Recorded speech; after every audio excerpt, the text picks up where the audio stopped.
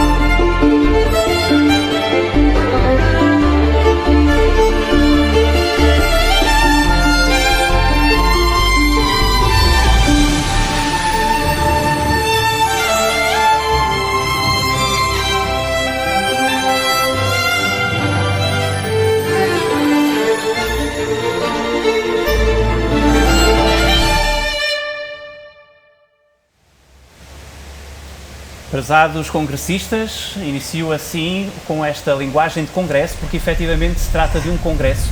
Bem-vindos a mais uma sessão deste congresso que iniciou no dia 9 de maio e há de terminar a 24 de outubro.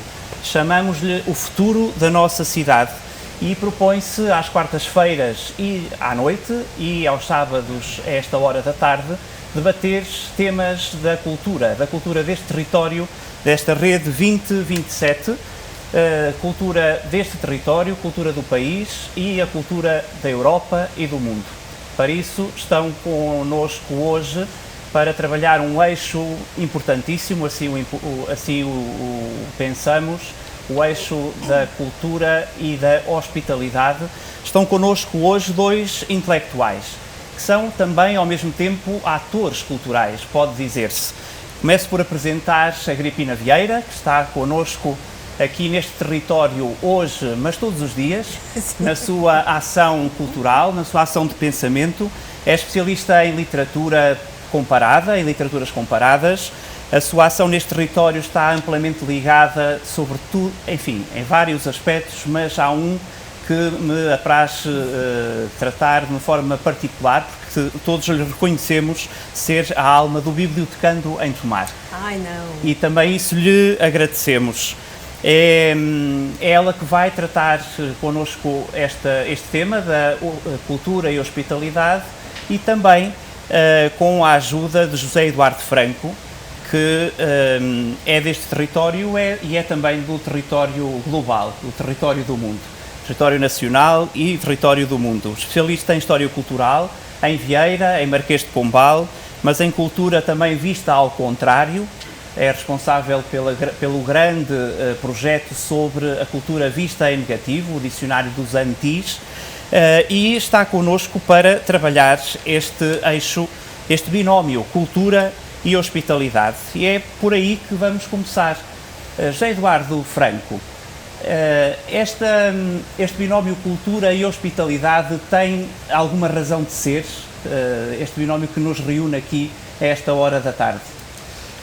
Eu acho que é uma ligação muito interessante, porque eu tenho uma proposta teórica para ligar cultura e espiritualidade e hospitalidade, melhor dizendo, remetendo também para aquilo que é, podemos chamar, a ligação com os mitos das origens na relação com a cultura.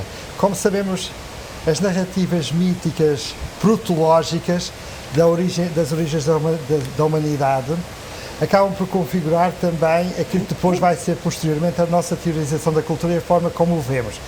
As grandes civilizações têm nas suas origens narrativas míticas. Na nossa cultura ocidental, nós somos devedores das narrativas bíblicas, onde temos a ideia de paraíso inicial e depois o momento da expulsão do paraíso. Como nas culturas que têm narrativas mitológicas que vêm à origem do mundo, mas na perspectiva geracionistas, da queda, da geração dos deuses e depois do início do mundo e da experiência e do início da vida humana como uma espécie de queda nesta realidade mundana e começar uma nova construção. Mas situemos na imagem arquétipa muito interessante que é a narrativa do paraíso, da criação do homem e da expulsão, que isso ajuda-nos depois a perceber, ajuda-nos a pensar a cultura na ligação entre expulsão e hospitalidade. Se pensarmos bem, na narrativa inicial do mito das origens e da ideia de paraíso, houve um momento que era o momento da não-cultura, que era quando o homem vivia no paraíso na relação simbiótica, perfeita e harmónica entre o mundo humano e o mundo natural. Depois há aquele momento da expulsão do paraíso. E o momento da expulsão é que marca o início da cultura. No fundo, a nossa ideia de cultura, eu defendo que a cultura nasce de uma experiência de expulsão. E o processo de construção cultural é um processo de hospitalidade, construção de uma hospitalidade. Portanto, se pensarmos bem, a ideia de expulsão para um território inóspito do homem, aliás, e há duas imagens, e esta ideia do paraíso também pode-se ligar à ideia de outro materno. No fundo, o homem, quando nós somos gerados como seres humanos, somos gerados no outro materno. E o outro materno, de algum modo, é a recriação de um paraíso. Quando nós estamos no outro materno, temos ali uma ligação simbiótica, perfeita e harmónica entre o ser humano está a ser gerado e a mãe, e o seio da mãe. Mas depois há um momento em que a vida nasce e começa a construir-se efetivamente quando há, em termos culturais, quando há a expulsão do outro materno. E de algum modo há aqui um paralelismo entre a ideia de paraíso inicial e depois a expulsão do outro materno, porque o paraíso, na narrativa dos Gênesis, era também um outro materno, era um outro natural, onde havia uma relação perfeita entre o homem e a natureza e Deus. E tudo era alimentado, não era, o homem e a mulher estavam nus e, portanto, não havia cultura.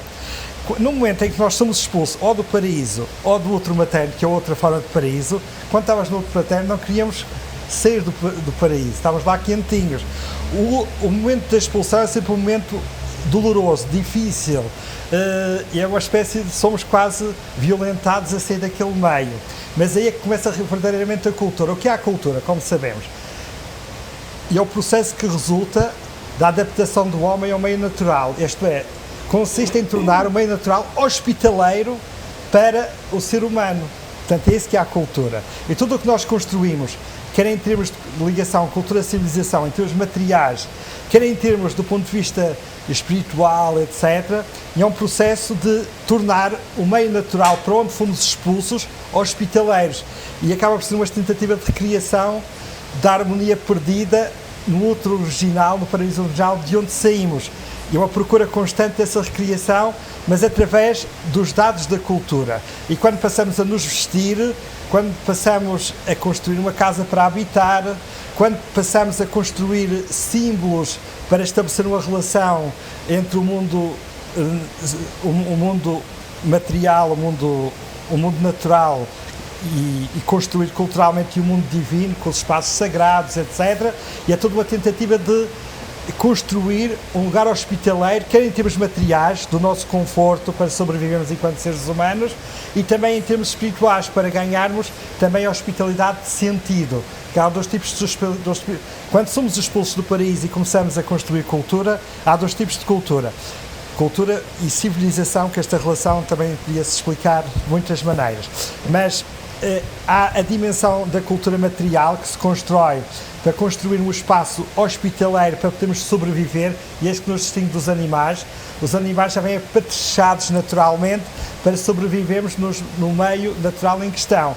Nós precisamos dos dados da cultura, que é para acrescentar essa hospitalidade com que nós não fomos equipados quando fomos expulsos do útero materno para entrarmos no meio natural. Então temos que vestir, temos que calçar, temos que construir uma casa, e isso é a hospitalidade material que precisamos. Isso faz parte também da cultura no seu conjunto.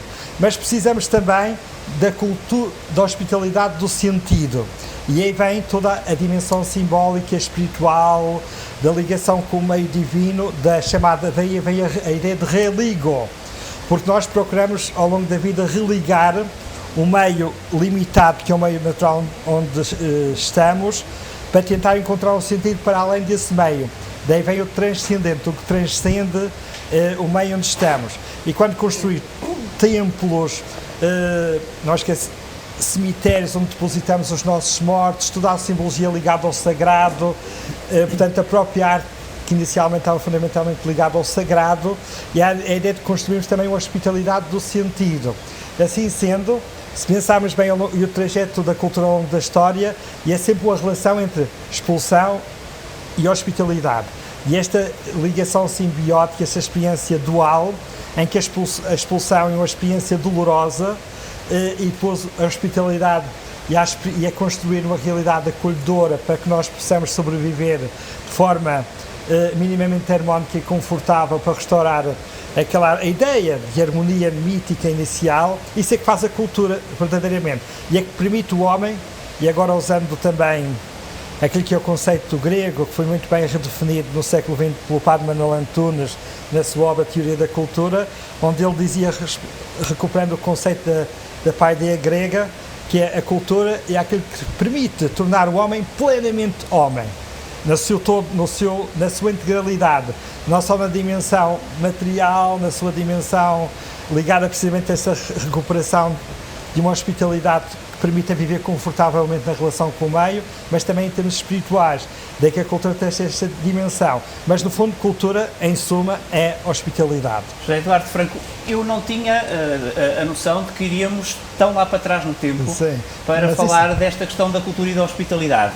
E antes de passar a palavra à Agripina Vieira, aquilo que perguntava era, esta noção de expulsão, que ainda agora falava, coloca-nos na inevitabilidade de sermos humanos, é isso que depreendo, na inevitabilidade de sermos humanos e de, por isso, deixarmos marcas culturais. Sem dúvida. Ou de nos fazermos também parte de uma cultura.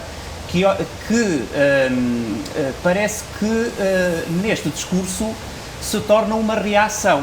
É de facto uma reação? É indubitavelmente uma reação? Ou é um eixo que nos é de tal maneira identitário que não precisa de ser uma reação a uma expulsão? É isto que eu pergunto. É uma reação e também é uma metamorfose. Se pensarmos se olharmos a história da humanidade no seu conjunto, esta chave de leitura da cultura, como expulsão e espiritualidade, como experiência de expulsão e de espiritualidade, permite explicar um pouco, de alguma maneira, na longa duração, a evolução da humanidade na sua construção cultural permanente. E se pensarmos, por exemplo, a sucessão das civilizações e dos impérios, a história humana é marcada nos seus diferentes enquadramentos sociais, políticos, por experiências periódicas de expulsão. Vou dar um exemplo. O Império Romano, quando existia, teve que afirmar-se, sobrepondo-se, expulsando e tomando lugar de uma realidade que já existia. Depois vieram os bárbaros, que depois tomaram o Império Romano e portanto, a sucessão dos impérios é marcada por experiências de expulsão e de integração e de metamorfose. E essa cadeia de expulsões, que é a sucessão dos impérios, das civilizações que sucedem à outra, em que uma expulsa a outra para tomar o seu lugar, mas essas expulsões não começam necessariamente ex nihilo, nem embora muitas vezes nesses projetos políticos de dominação quisesse apagar a memória passada para começar um projeto novo, mas isso nunca acontece de forma perfeita. O que acontece muitas vezes são processos de aculturação e de metamorfose. O exemplo do cristianismo é muito interessante a esse nível. Com o cristianismo, com a constantinização da Igreja e quando o Império Romano assume a religião cristã como religião oficial, há um processo de aculturação das religiões pagãs. Basta ver as igrejas, as basílicas e uma reconfiguração de templos pagãos, assim sucessivamente. Eu vou interromper o raciocínio. Portanto, é lógico que a história é feita por cadeias de expulsão cultural e de reconfiguração para criar uma nova hospitalidade. No fundo, é uma relação cíclica e simbiótica entre expulsão e criação de uma cultura novamente hospitaleira, portanto cultura / hospitalidade, mas que é marcada por metamorfoses sucessivas, porque há sempre incorporações da realidade que se expulsa e integra-se. Até, por exemplo, até nas diásporas, agora nas chamadas migrações, nos refugiados que são expulsos da sua terra ou estão expulsos e vêm para outra terra, eles fazem a experiência de expulsão. Eles aqui também trazem os dados da sua cultura, assumem a nova cultura e vão tentar aqui criar uma nova hospitalidade cultural. E, portanto, a ideia de cultura é sempre marcada por esta reação dialógica, permite explicar como é que a cultura ao longo da história foi se transformando, evoluindo, mas sempre nesta ótica de se tornar hospitaleira para o ser humano, quer do ponto de vista da hospitalidade de sentido, quer do ponto de vista da hospitalidade material. E, portanto, por isso é que em cada tempo nós somos chamados, e naturalmente o fazemos, a construir novos dados à cultura para torná-la cada vez mais hospitaleira e significativa em cada tempo, porque no fundo o grande sentido pleno da cultura e mais profundo é no fundo a procura da hospitalidade do sentido, que esse é o nível mais alto da ideia de cultura. Eduardo Franco, eu tenho a obrigação de ser o mais hospitaleiro dos que estamos aqui neste muito congresso, mas eu queria mesmo interromper-lhe o raciocínio há pouco quando falava da questão do cristianismo, porque me parece importante. Um dos dados fundamentais que o cristianismo traz à história da civilização humana é precisamente essa maneira de ver o outro. Exatamente. No sentido de que a antiga religião que dá origem ao cristianismo tem uma propensão para olhar o outro como o inimigo, ou pelo menos a fazer uma fronteira muito clara entre o povo eleito e os outros povos que à sua volta não são povos eleitos pelo Deus do monoteísmo judaico, dos hebreus. E com esta ligação passava a perguntar a Agripina Vieira uma questão que me faz fazer eco do título desta sessão do Congresso, que diz hospitalidade ou outrar-se. Este outrar-se, esta visão do outro que nós encontramos no cristianismo na forma que a mim me parece um grande salto civilizacional relativamente àquilo que conhecemos que é o pensamento humano, mas que vou deixar para o professor José Eduardo Franco daqui a pouco falar. Mas esta maneira de ver o outro aparece-nos também aqui e além na literatura, nas marcas materiais da cultura que a humanidade integra e produz, Como é que esta marca do ver o outro se encontra na literatura que tem estudado? Muito obrigada. Eu primeiro queria fazer uma breve correção, se não se importa. O Bibliotecando, de facto, o Bibliotecando em Tomar é um evento que está muito além de uma só pessoa, e eu de facto não sou a alma do Bibliotecando. É uma organização conjunta e que eu posso falar dela com alguma distância porque eu não estive no início do Bibliotecando. E é de facto um evento que alia a educação e a cultura. E retomando as palavras de Madalena Wallenstein, do CCB, ela diz que cultura é educação.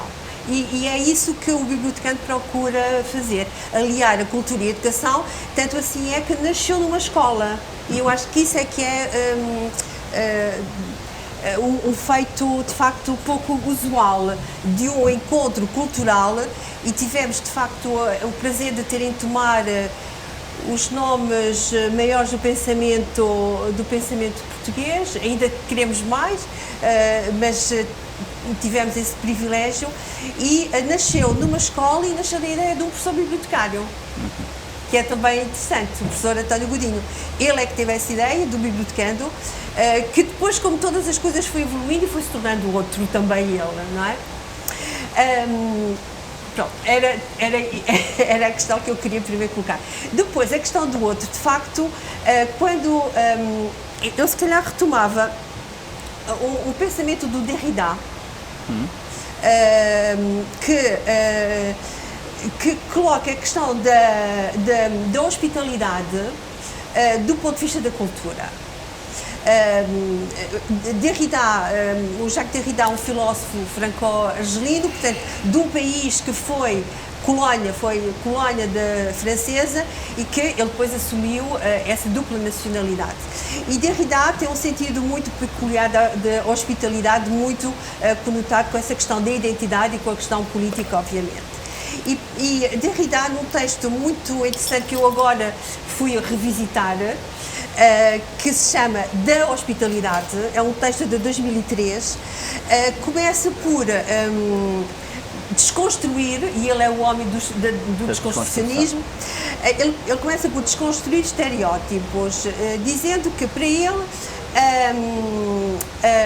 a hospitalidade não é uma questão moral, não é uma conduta moral, não é uma norma, não são regras. Para ele, a hospitalidade é uma questão cultural. E porquê é que é uma questão cultural? Porque se constitui na relação com o outro. É uma questão de identidade. Se uma questão está presente e atravessa toda a literatura, é a questão da identidade. E ao colocar a questão da identidade, estamos, obviamente, a colocar a questão da relação do eu com o outro. É sempre esse o grande foco da literatura. Porque eu, quando estive a alinhar algumas ideias, de facto o meu pensamento foi logo para a literatura, por recuso, não é? E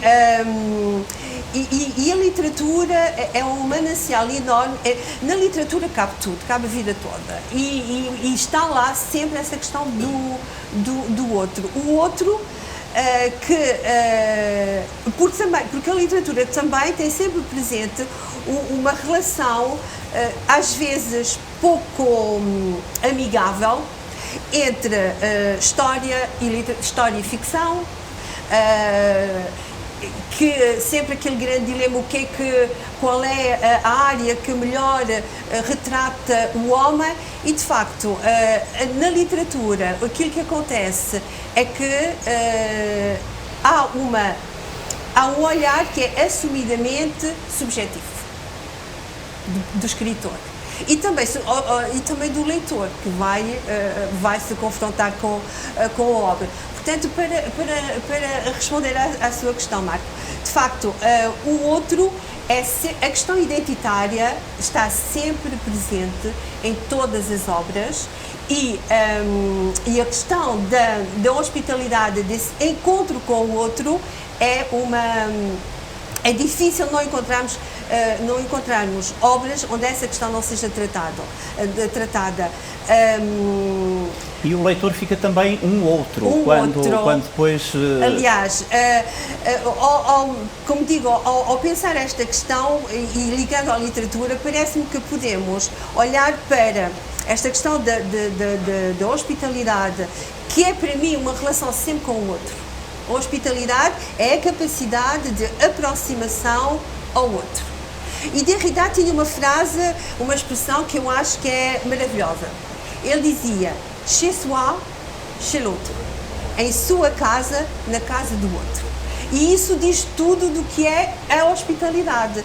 É um partilhar, e Ricardo também falava disso, um partilhar de uma casa. Agora, a casa não é o edifício, não é só o edifício que estamos aqui a falar. Estamos a falar, obviamente, do edifício, do lar, mas estamos a falar da língua, estamos a falar do país, estamos a falar da cultura, estamos a falar de valores. Essa é a casa que cada um sente como sua, não é? Vou pegar nesta ideia da casa, que me parece muito subjetiva, e perguntar ao José Eduardo Franco que casa é esta que construímos, que o ser humano construiu, e aqui talvez pudéssemos começar esta parte da conversa sobre a casa, uma casa que é comum. Que casa comum construiu a Europa? Uma vez que este congresso nos coloca sempre diante de nós a questão da cidade, a questão do futuro das nossas cidades, e o conceito de cidade é um conceito que nasce, de facto, nesta casa que é a Europa. Que cidade a Europa construiu, José Eduardo Franco? Primeiro, voltando ainda àquela minha imagem inicial, a casa também pode ser vista como esse lugar por excelência da recriação do nosso paraíso perdido e da reconstrução da hospitalidade plena, que também é simbolizada por uma espécie de novo outro materno, onde nós voltamos a nos aninhar, encontramos o nosso habitat mais confortável possível, onde voltamos a ser plenamente nós e reencontramos aquela felicidade perdida e tentamos superar a ligação dolorosa de que a experiência de cultura nasce, porque no fundo o processo de cultura, que é a construção de hospitalidade permanente, é uma tentativa de superar a experiência dolorosa da ideia de expulsão, da experiência de expulsão. Portanto, e a casa pode ser também vista como esse regresso sempre a essa ideia de paraíso perdido, do outro materno, daí a importância que a casa tem para as pessoas. Então, no nosso país, Portugal, podemos dizer que é um país caseiro na Europa, como costumo dizer, que é um país que valoriza muito a casa, o estar em casa, o lar é muito importante, e há culturas que também valorizam muito esse aspecto, e a nossa cultura é uma das que valoriza. Pegando nesta simbologia para também voltar a fazer aquela ligação com aquela chave de leitura que apresentei no início. Agora, em relação à Europa propriamente. E como é que a Casa da Europa, que espécie de pedras tem esta casa que é a Europa? Sim, mais uma vez, a Europa, naquilo que o chama cadeia de... Portanto, a história da humanidade é marcada por uma cadeia de expulsões, no fundo, sucessiva, e depois uma cadeia de desconstrução e reconstrução de hospitalidade, que é a cultura. A hospitalidade é essa reconstrução de um lugar habitável, seja num país, seja no eixo político, seja num império. De algum modo, a Europa viveu no século XX, na Primeira e na Segunda Guerra Mundial, uma experiência dolorosa de expulsão e de destruição. E então procurou, a partir dessa experiência de expulsão daquilo que era, e também de expulsão de sentido.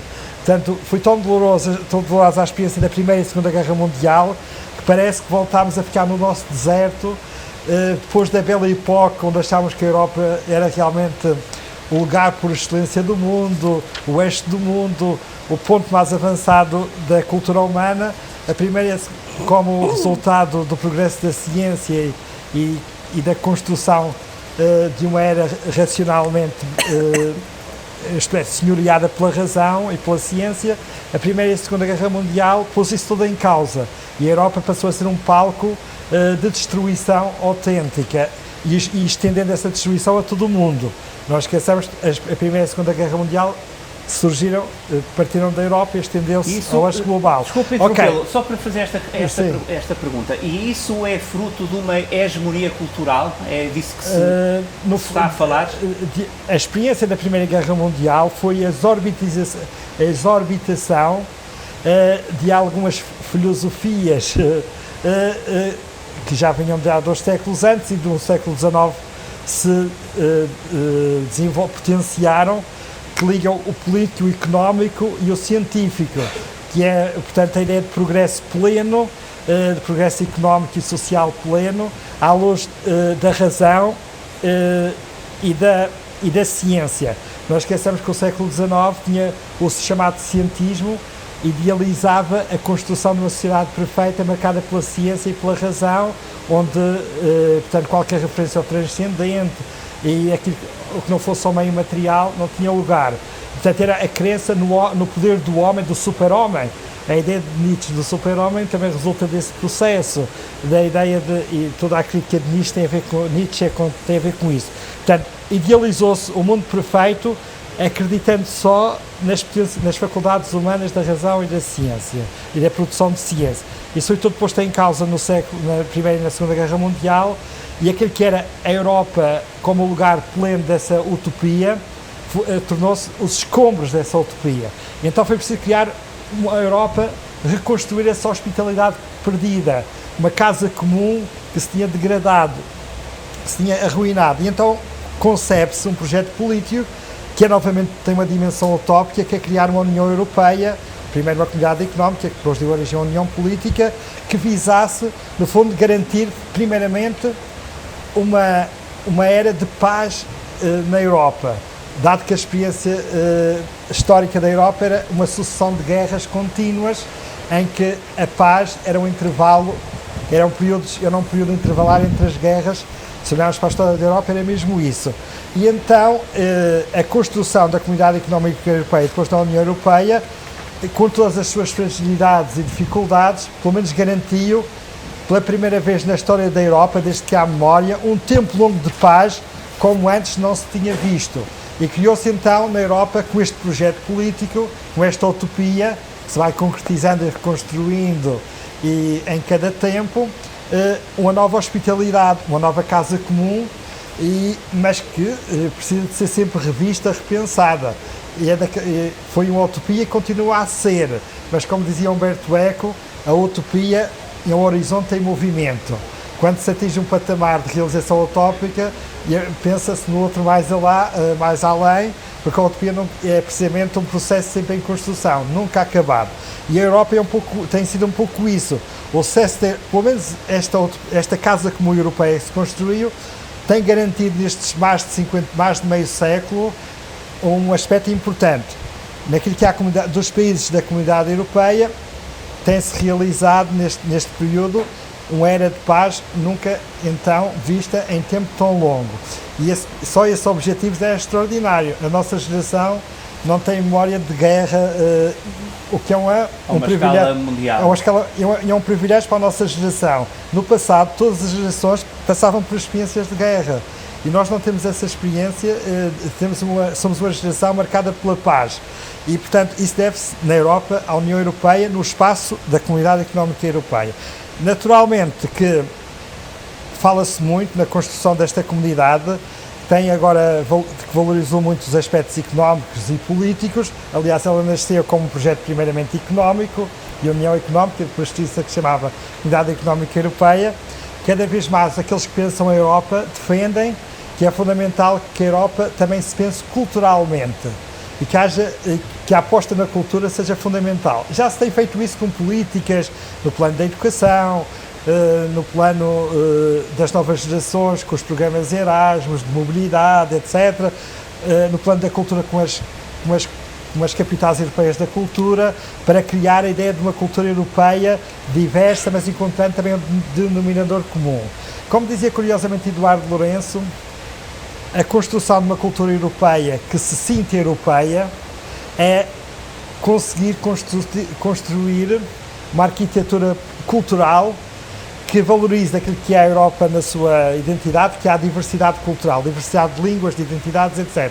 Mas que encontre denominadores comuns, para que um português também se sinta europeu. O Padre Manuel Antunes, nos anos 60, voltando a esta figura, o Padre Manuel Antunes, professor da Faculdade de Letras, foi um dos grandes pensadores da cultura de Lisboa, da Faculdade de Nós Letras, só conhecemos essa. da Faculdade de Letras da Universidade de Lisboa, e que foi um dos maiores pensadores e sábios do século XX. Tem aquela obra emblemática que é o Repensar Portugal, mas também tem alguns textos interessantes nos anos 60 e 70 sobre a Europa. E ele disse que a Europa, para se consolidar como projeto de unidade, que estava a construir-se na altura como Comunidade Económica Europeia, devia evoluir para a comunidade política, que evoluiu. Mas para se consolidar como tal, devia evoluir para a comunidade cultural. E portanto, ele dizia, a Europa só vingará e perdurará se desenvolver a ideia de nação europeia, isto é, se um português e um francês e um inglês fazem parte da nação europeia, isto é, que encontrem alguns denominadores comuns que emocionalmente, racional e emocionalmente, fiquem ligados e não se pensem só como portugueses, ingleses, franceses, como atualmente muitas vezes se pensa. Só quando atingimos esse patamar da ideia de nação europeia, como ele dizia, então haverá, e isso é trabalhado na área da cultura e da construção de uma identidade comum, e é que permitirá depois sustentar a longo prazo um projeto político sólido e duradouro. E portanto ele disse que Eduardo Lourenço, naquela obra muito interessante, A Europa Desencantada, diz precisamente isso, que a Europa só perdurará unida se apostar na cultura e na construção de uma identidade comum, sem prejuízo da diversidade. Porque, aliás, o grande segredo da Europa e a grande originalidade deste projeto da União Europeia é garantir uma diversidade cultural, linguística, que é que faz a riqueza da Europa. Por exemplo, os Estados Unidos, que se construíram também como bloco de Estados, tinham a língua comum americana, inglesa, o conceito de nação americana, o facto de se falarem a mesma língua, facilitou o processo da ideia de construção, da ideia de nação americana.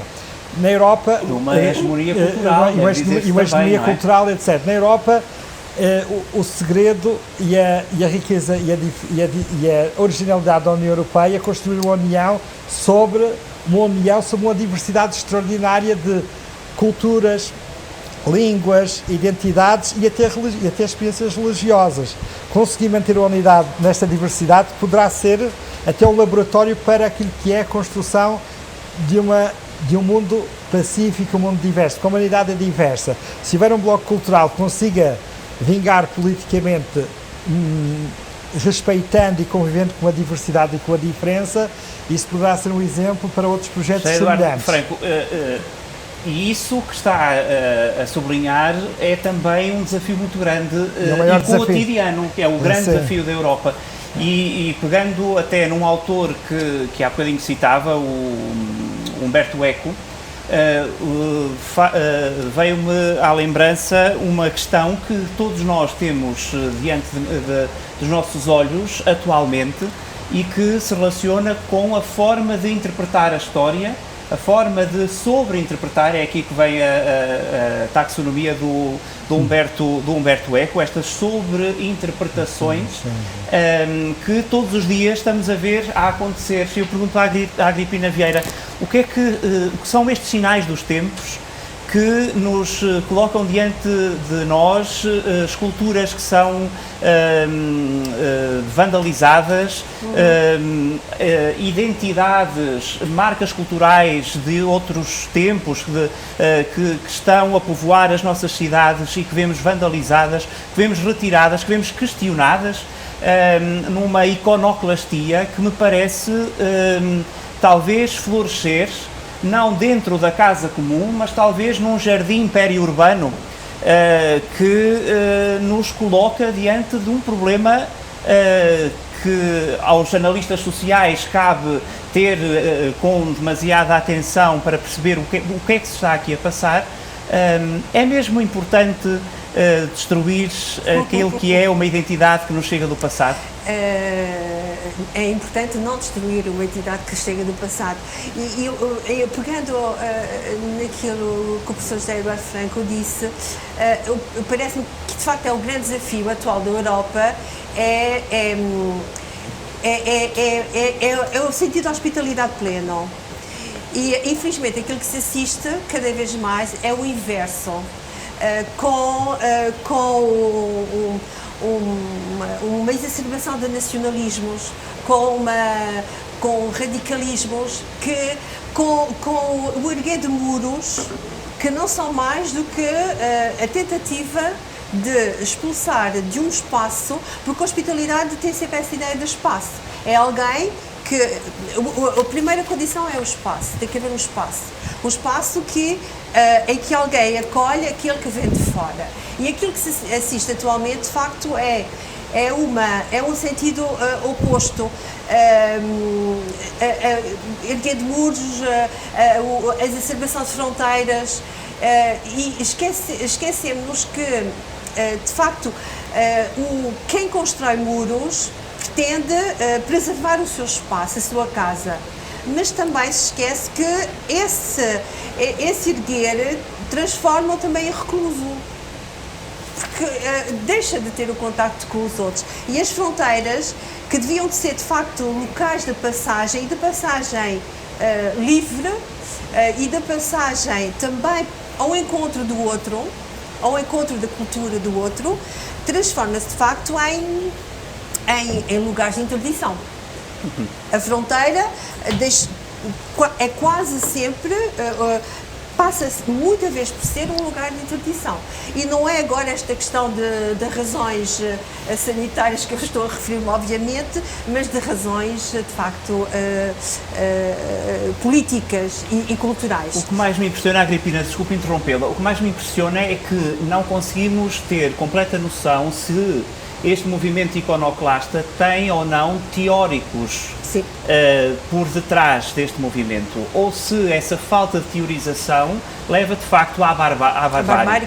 Que é o caso da destruição do património, aquilo que é muito fácil. E quando falamos de património, desculpe, não estamos a falar apenas do património material, mas do imaterial, que esse património, já vamos ao Vieira de tão amado por José Eduardo Franco, mas não é aquela estátua que se destrói, mas é todo um património imaterial, toda a representação que uma representação numa sobre-interpretação que não se percebe muito bem que teoria tem por detrás.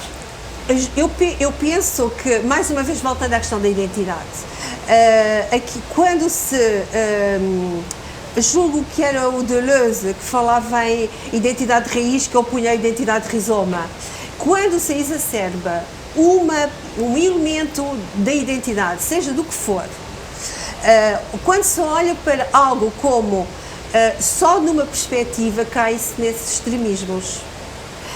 Em oposição a essa identidade raiz, que de facto seca tudo à volta, as grandes guerras, nomeadamente a Segunda Guerra Mundial e a Primeira Guerra Mundial, era essa exacerbação de um elemento identitário em detrimento de todos os outros. Não interessava se era inteligente, se era cristão, se fosse cigano, se fosse judeu, estava condenado. Portanto, em oposição a essa identidade raiz, temos a identidade rizoma, que é aquela que pretende acolher todos os elementos identitários que contribuem para... E esses vários momentos da história... A história de um país faz de muitos momentos. De momentos que são mais dignos e se calhar de momentos que são menos dignos. Mas todos é o conjunto que cria a identidade. Estou-me a lembrar de um livro do escritor angolano, de José Eduardo Agalusa, que no pós-independência, portanto, no país pós-independência, angolanos estavam um pouquinho preocupados com o seu passado, com a sua história passada e digamos que eles tinham tido algumas ações das quais não se orgulhavam tanto. E então o que é que foi pensado? Foi esses homens que tinham aspirações políticas, aspirações sociais, criaram um passado, construíram o seu passado. O livro chama-se O Vendedor de Passados. E então era um homem especializado em criar passados. Passados à medida, não daquilo que de facto tinha acontecido, mas daquilo que o homem queria que tivesse acontecido. E isto é um pouco aquilo que está a acontecer agora. De facto, olhar para uma estátua e olhar para aquilo que ela representa e olhar apenas para um lado da história é absolutamente inconcebível. Há também uma outra, a propósito das estátuas e daquilo que elas representam, há um livro muito recente do Paulo Faria que se chama Acenando para Alguém que Foge, não sei se será bem esse título, é deste ano, que trata a questão da identidade e trata a questão da identidade pelo olhar do filho do ex-combatente, ou seja, alguém que não viveu a guerra colonial, mas que herdou tudo aquilo que é a guerra colonial. E então ele vai a Moçambique para percorrer aquilo que o pai fez. E chega confrontado com, já não sei em que cidade, ele pede para ver aquilo que há de mais bonito na cidade. E o moçambicano que o acompanha leva uma estátua e diz, olha, este é o que nós temos de mais bonito nesta cidade, é a estátua de Gugunhanha, que foi o grande libertador de Moçambique. E qual é o espanto dele quando reconhece na estátua Afonso de Albuquerque? Então, os moçambicanos idolatravam aquela estátua como sendo alguém era o mais bonito que tinham, era alguém que tinha dado identidade, só que aquela estátua era do português colonizador. Pois, esta questão de interpretar o património que nos chega do passado, eu pergunto, antes de perguntar se é legítimo ou não fazer isso, e isso aconteceu várias vezes ao longo dos séculos e também nas últimas décadas em Portugal, mas eu perguntava ao José Eduardo Franco, uma vez que estamos aqui neste lugar, em Tomar, que é um lugar de estátuas humanas também, há um evento ligado a estátuas humanas nesta cidade, mas não é dessas que estamos agora a falar, ainda que também possam ser olhadas deste ponto de vista. Eu pergunto, uma vez que as ordens militares eram também hospitalárias por natureza, estamos aqui em Tomar, será legítimo destruir o convento de Cristo em Tomar? É uma pergunta que eu deixo. Uma vez que ele também foi ressignificado e teve e povoou um imaginário, não apenas desta região central do país, mas de toda a região.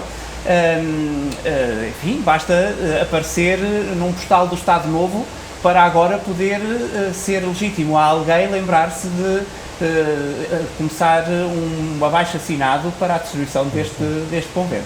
Isso são os perigos que resultam dos excessos, do chamado de julgar a história à luz dos valores do presente, que é a chamada arrogância do presente.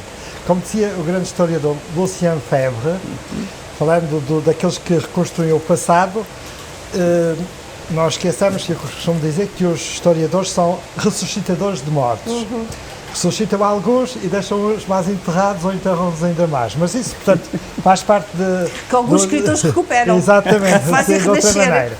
Mas o que eu gostava de dizer é o seguinte, mas ele chamava a atenção, por exemplo, Superano, ele era o homem da escola dos anais, da nova história, e ele dizia que a história mais avançada, a história mais complexa, mais crítica, devia superar aquilo que era uma tradição historiográfica que vinha de trás, do século XIX, que era a história tribunal, julgamento, que foi uma história que fez fortuna durante muitos séculos e que nós precisávamos passar para a história compreensão.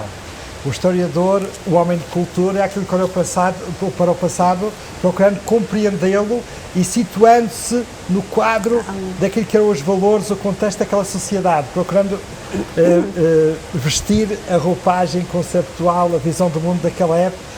Só assim é que estávamos fazendo esse exercício, que é um exercício muito difícil, não procurando ver o passado com os óculos do presente, mas com os óculos daquele tempo.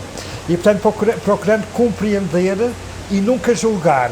Ele dizia, é preciso compreender o passado e não julgar o passado, porque é uma arrogância do homem presente julgar o homem do passado, porque não podemos julgar um homem do século XVI, do século XVII, à luz dos valores que não eram os dele. Isso é também a hospitalidade. Exato, e também a hospitalidade de sentido, a questão da hospitalidade de sentido. Portanto, hoje em dia, e na construção desta ideia de comunidade europeia, que tem a democracia como um valor estruturante, a liberdade como um valor estruturante, uma das grandes conquistas é a construção de uma sociedade plural que respeite e integre a diferença. Então, e depois se também para a questão dos direitos humanos, etc. Mas é um dos grandes valores da Europa e desta utopia europeia. O perigo está, e há uma tendência nesse sentido, é que uma linha se sobreponha, uma chave de interpretação da história, da realidade, do que é o homem, etc., se sobreponha às outras. Se isso acontecer, o projeto da União Europeia e da ideia de democracia será destruído. E atualmente estes movimentos radicais que pretendem destruir os lugares de memória, portanto, como sabemos, todas as sociedades constroem os seus lugares de memória, são os seus lugares simbólicos, inspiradores, ou que referem, fazem homenagem a realizações que foram fundadores daquela sociedade, feitas no passado, mas se são reconstruídas monumentalmente, ou na figura de um indivíduo, ou de um conjunto monumental, precisamente para fazer essa ligação entre passado, presente e futuro. As tentativas iconoclastas de limpar o passado, isso também resulta de uma ideia absolutamente ingênua ou simplista, que é pensar que o passado chegou até nós, o passado foi tudo imaculado, só devemos salvar do passado que foi absolutamente imaculado e puro. E procura-se no passado as figuras puras e imaculadas. Como sabemos, as figuras históricas, todas elas são geniformes, tiveram dois lados. Tiveram o lado construtivo, mas tiveram o lado solar e o lado lunar. Toda a história é assim. Procurar figuras absolutamente puras e imaculadas vai resultar numa iconoclastia que vai ser absolutamente devastadora e pouca coisa se sobreviverá de pé. Mas esses movimentos radicais e fundamentalistas, mais uma vez, são muito marcados por esta ideia. Estamos a assistir, permito usar a minha chave de leitura, que é, já estão numa dinâmica de aplicar a ideia de expulsão, isto é, querer começar ex nihilo, limpar tudo o que é passado para começar uma sociedade nova, um projeto de sociedade nova. E isso é um perigo, porque a ideia de começar tudo de novo, limpando tudo o que passou, criará depois isso poderá dar origem a uma construção de uma nova sociedade marcada não pela democracia, pelos valores da diferença, da integração, mas isso pode estar na raiz de novas ditaduras, de novos autoritarismos. E isso é o grande perigo que nós devemos, com o espírito crítico, afrontar, criticar. Naturalmente que devemos também ter uma atitude crítica em relação aos símbolos que chegaram até nós. Não podemos acolhê-los de forma acrítica. Temos que olhar para os lugares de memória, percebendo, não também considerando que o Padre António Oliveira foi um santo, ou temos a estátua de Marquês de Pombal, que é a maior estátua do nosso país, erguida numa cidade, que é uma figura que foi marcante e estruturante daquilo que nós somos hoje em termos de país, mas também teve os dois lados. Todas as figuras têm os dois lados. O que eu me atrevia... E, portanto, nós temos aqui, do ponto de vista da formação das novas gerações, olhar para estes lugares de memórias como um lugar também pedagógicos, onde a humanidade, a dimensão humana está ali plena, e a dimensão humana tem os vários lados. O que me atrevia aqui a acrescentar, José Eduardo Franco, era este aspecto de que aqueles que ajudam a construir a memória, que é obviamente legítima que apareça em praça pública, sejam também eles no ato criador dessa construção, informados de que quando constroem um símbolo, esse símbolo tem que dialogar também com uma comunidade que olha para aqueles símbolos de uma forma polissémica. Sim. E crítica, com o espírito crítico. Ainda que não legitimemos esta atitude iconoclasta, podemos tentar sentir-lhes que a determinado momento um determinado monumento pode ser ele próprio um desafio a quem o olha, porque se faz um símbolo que é altamente já anacrónico. Sim, do ponto de vista, porque há símbolos que estão aí, que foram em Portugal criticados, etc., podem ser olhados criticamente sob vários ângulos. Aquilo que representa em termos de legado histórico e em termos das opções estéticas e escultóricas que foram tomadas. E eu acho e é importante que se discuta isso, porque às vezes há gostos que já não estão adequados à sensibilidade contemporânea. Mas essa crítica tem que ser feita em que com aquelas opções, e isso é legítimo e deve ser discutido e considerado. Mas isso também obriga-nos, e este movimento que tem essa vantagem, de, a partir de agora, quem tomar decisões em termos de construção de lugares de memória, ser muito mais cuidadoso, muito mais criterioso e cuidar também do lado simbólico ou estético. Não recuperando imaginários iconográficos do passado de forma quase reproduzindo a geográfica, reproduzindo sem uma recriação estética adequada àquilo que é a cultura contemporânea.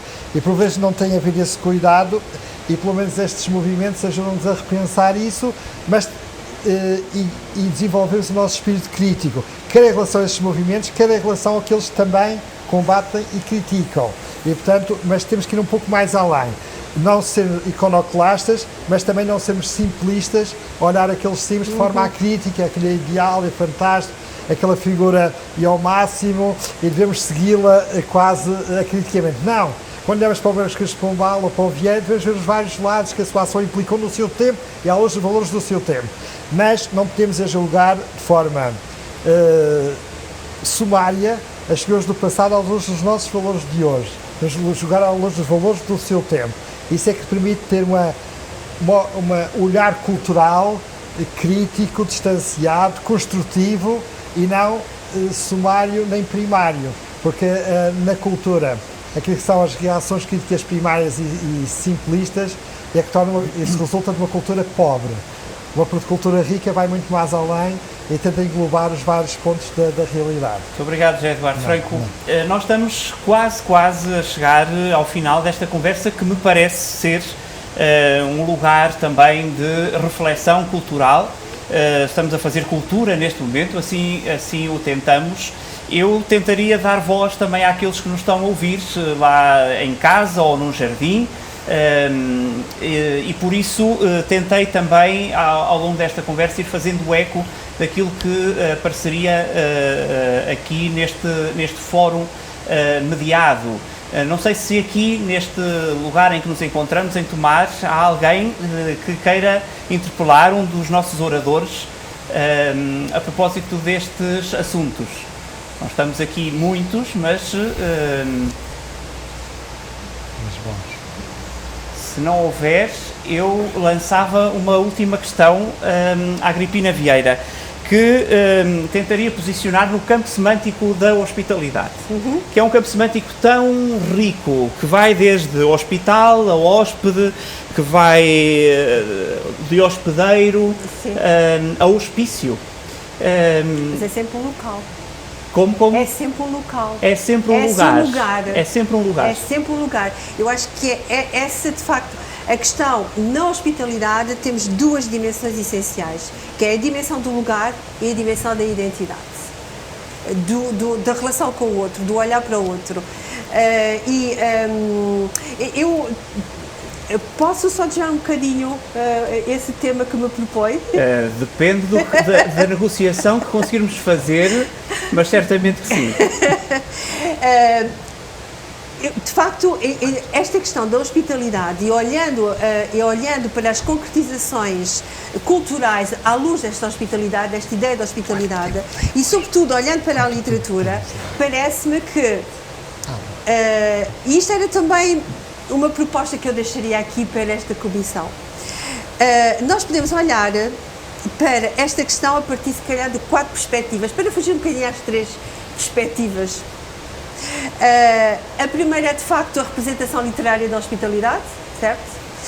E foi aquilo que temos vindo a falar, e de literária até a livresca da hospitalidade. A segunda é a literatura como construtora da hospitalidade. E isso é uma dimensão das mais importantes, porque a literatura permite-nos este olhar para fora, compreender o outro, ir ao encontro do outro.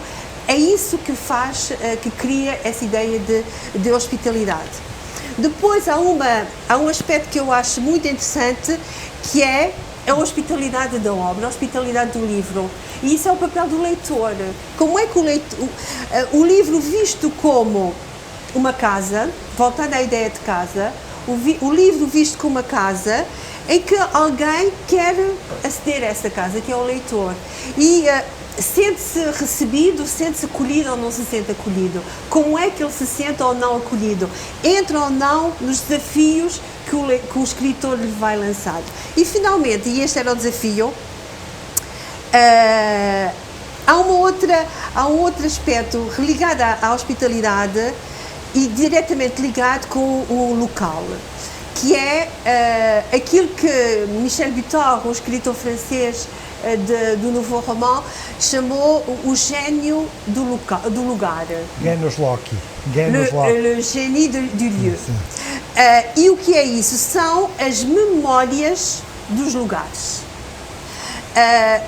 As percepções que se vão criando dos espaços físicos e humanos que se vai construindo. Há uma tradição em Portugal, eu não sei se a coleção ainda existe, mas era uma coleção da Carlos Gulbenkian, que era A Terra e o Homem, sim. que ainda existe. Não sei, David Mourão Ferreira. O David Mourão Ferreira e Maria Alzira Seixas, que foram os últimos organizadores da coleção, mas teve Vitorino Mézio. Portanto,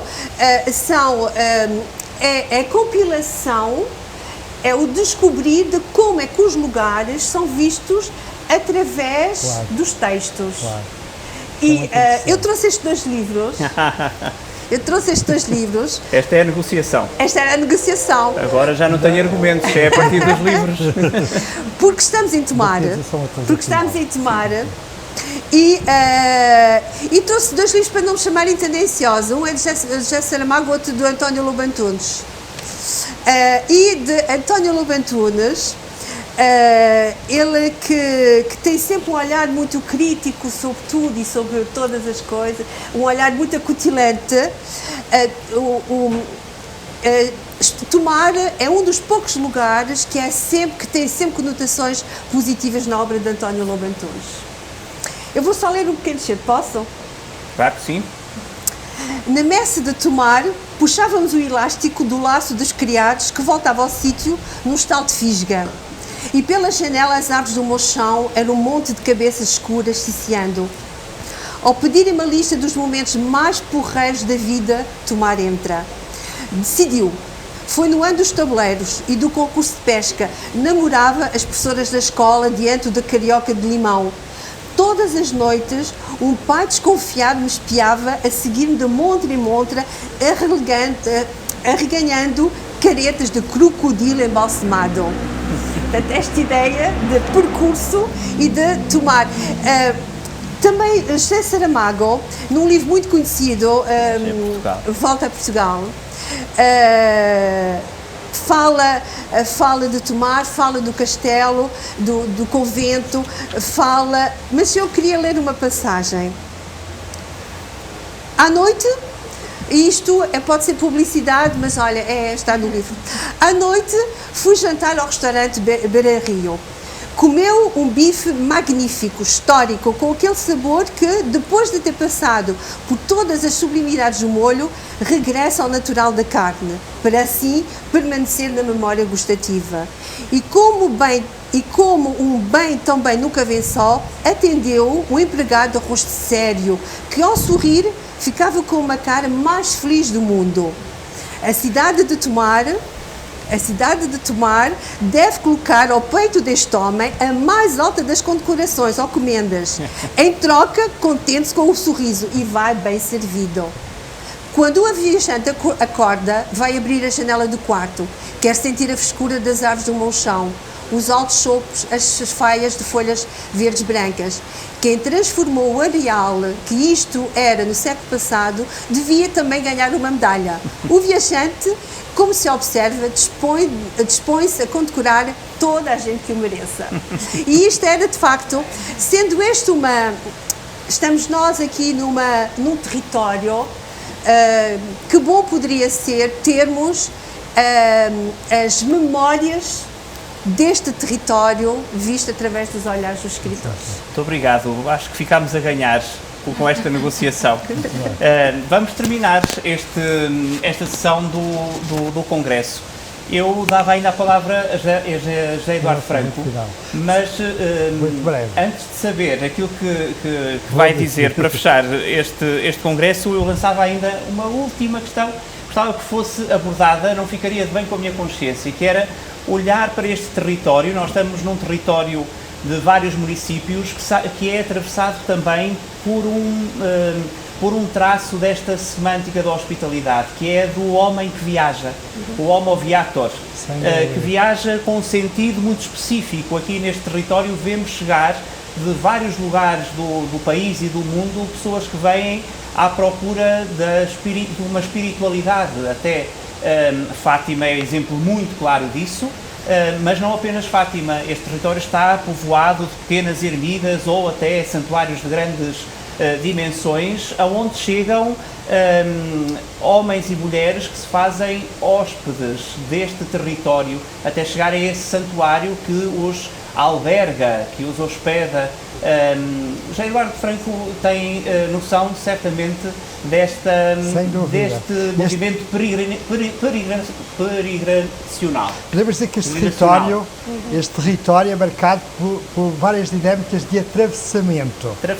Atravessamento, lugares de chegadas e de partidas, de múltiplas influências espirituais, culturais, e hoje em dia, como foi historicamente, quer atravessamentos de movimentos comerciais, económicos, de peregrinacionais, mas de projetos novos, até de dimensão global. O facto de existir aqui os Templários foi um lugar de formação de grandes partidas para o mundo e de grandes chegadas do que resultou essas partidas, dessas diásporas, que a viagem é sempre um aspecto de enriquecimento. Quem vai e volta vem transfigurado. Quem viaja, a alma da viagem, o verdadeiro viajante não é aquele que vai, vem e volta, é aquele que vem transfigurado como resultado dessa viagem. E este é um lugar, este espaço, este bloco territorial, é um lugar de atravessamento e de viagem, logo um espaço de transfiguração, o que faz a sua grande riqueza. E nesse sentido também foi um lugar marcado por essa hospitalidade dinâmica e quase constante. A dinâmica da hospitalidade, eu acho que é identitária deste território que nós estamos a observar, até devido a essa condição de lugar de atravessamento. E gostava de dizer um aspecto em relação, falando agora na hospitalidade em sentido estrito, porque eu andei a fazer voos teóricos, e os teóricos, sei agora uma grande obra em França, desta grossura, que é o Manual da Hospitalidade, onde fala da hospitalidade nas várias culturas do mundo. E os teóricos da hospitalidade dizem o seguinte, e nós sabemos, isto é um dado, aliás, é um dado cultural. Uma civilização, uma cultura, é tanto mais evoluída e tanto maior em termos de grandeza humana, quanto mais hospitaleira for. Da qualidade da hospitalidade de uma cultura, de um povo, também se vê a qualidade humana e a qualidade cultural. E, portanto, quanto mais hospitaleiro for o povo, mais humanizante é e portanto, culturalmente é superior de alguma maneira. E há aqui um dado cultural importante, porque isso é uma marca da antropologia social. Nós todos podemos fazer essa experiência individualmente, e se isso é importante para a memória individual, também é importante para a memória coletiva. Nós, quando visitamos um país, uma casa ou a casa de uma pessoa, nós temos que esquecer de tudo. Nós nunca nos esquecemos da forma como fomos recebidos. E especialmente na primeira ida, na primeira viagem. A forma como somos recebidos, e tem a ver com a questão central da hospitalidade, é um dado que nos resta sempre na memória. E pensem bem nas várias experiências de viagem, onde irão à casa de alguém e podem ter esquecido tudo, até o que comeram, mas nunca esquecerão como foram recebidos, ou bem recebidos ou mal recebidos. Temos os extremos. E o que comeram também não esquecem. Faz parte porque isso faz parte de ser bem recebido. Faz parte de ser bem recebido. Se também se eu tiver sido mal feito ou não terem dado nada, também faz parte da forma como Portanto, esta dimensão fundamental, dado antropológico, nós nunca esquecemos como fomos recebidos. Por isso, a forma como uma cultura recebe, como um povo recebe, diz muito da sua cultura e da sua grandeza humana, logo da sua dimensão cultural. E, portanto, tudo tem a ver com esta dinâmica cultura-hospitalidade, porque a cultura é a construção da hospitalidade perfeita, é o ideal da cultura. Muito obrigado. Eu queria só agradecer ao professor Gerardo Franco, porque... Vai condecorá-lo. Porque, de facto, nesta nossa conversa tinha faltado aqui uma palavra, que era humanismo. Exatamente. E agora referiu, de facto, é uma questão do humanismo, é um valor do Sempre que a humanismo. cultura consiste numa humanização plena, é o E progresso essa para a palavra humanização faltou, plena. estava a faltar aqui. Eu Obrigado, tenho de lembrar aos nossos convidados que ou nós nos retiramos ou vamos ser expulsos por quem nos está a ver. E aí geramos também um movimento cultural e hospitalidade. Prezados congressistas, é assim que agora termina esta sessão de mais esta sessão do Congresso, o futuro da nossa cidade. Este Congresso decorre entre 9 de maio e há de terminar no dia 24 de outubro. Aliás, não há de terminar porque um Congresso nunca termina. Aquilo que se gera de conteúdo, de conhecimento e de sabedoria, assim o consigamos alcançar num Congresso, perdura sempre, além vida. Às quartas-feiras ao serão e nas tardes de sábados estaremos sempre em Congresso. Não deixo de sublinhar que devemos estar atentos também à página da Rede de Cultura, rede2027.pt, penso que estarei a dizer bem, onde encontraremos também muitos lugares de hospitalidade, muitos lugares de cultura e ainda mais a peregrinação de Gonçalo M. Tavares. Todos os dias este autor da cultura portuguesa vai passar por vários lugares do nosso território e, a partir do território, ler e ler-nos, ler-se a ele próprio, ler aqueles que aí encontra, aí ou noutro lugar, fazendo cultura e olhando para este território também, desta forma que ele nos propõe, que é o de ir contando histórias para alimentar a nossa humanidade, a nossa maneira de viver enquanto seres humanos. Muito obrigado pela vossa atenção. Termina assim esta sessão do Congresso desta tarde.